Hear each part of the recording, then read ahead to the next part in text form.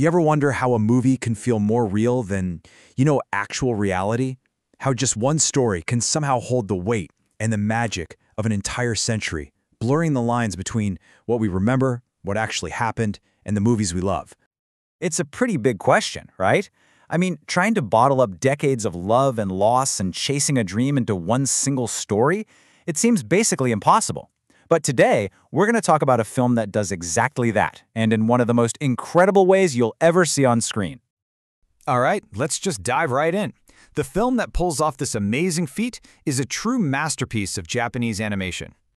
It's called Millennium. It came out back in 2001 from the absolute visionary director Satoshi Khan. Now, on the surface, it seems like a tribute to a fictional movie star. But trust me, it goes so much deeper. It's really an exploration of how the stories we tell ourselves kind of become the lives we actually live. So the movie kicks off with a really simple idea, something you've probably seen a bunch of times. You've got a documentary crew, and they're sitting down to interview this big star from way back when. Sounds pretty standard, right? So you've got your two main players. There's Jenya Tachibana, a filmmaker who's basically a superfan, and he finally gets his shot to interview his idol, the legendary actress Chioko Fujiwara, who's been a total recluse for decades. So he and his cameraman sit down with her to hear all about her incredible life. But, and this is a big but, this is not your ordinary trip down memory lane. Okay, this is where the movie's real genius just starts to shine. It takes that simple interview idea and just completely blows it apart, creating something totally new and honestly unforgettable. And this quote right here, it just nails it. This is the heart of the whole movie. It's not just a story about movies, it's a story told through the language of movies, where all the normal boundaries just poof, they melt away. So as Chiyoko starts telling her life story, you're basically juggling two different worlds at the same time.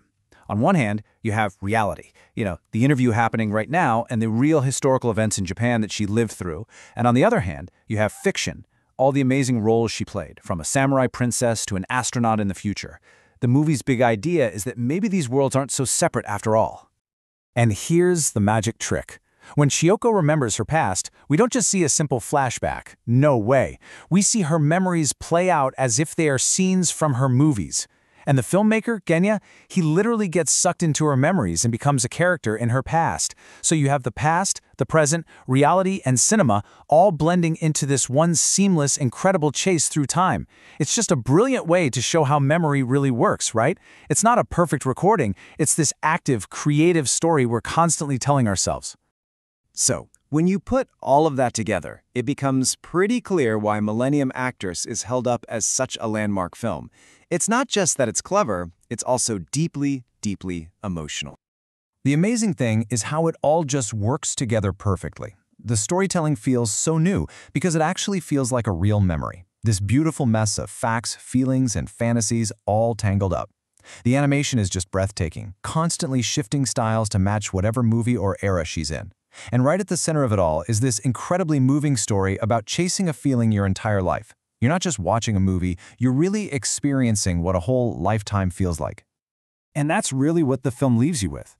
See, Chiyoko spends her whole life running, always chasing this mysterious man she only met one time as a girl. But as you watch, you start to wonder, is she really chasing the man anymore? Or is she chasing the memory of being young and in love? Is the point to actually catch him? Or is the beauty of it all found in the chase itself?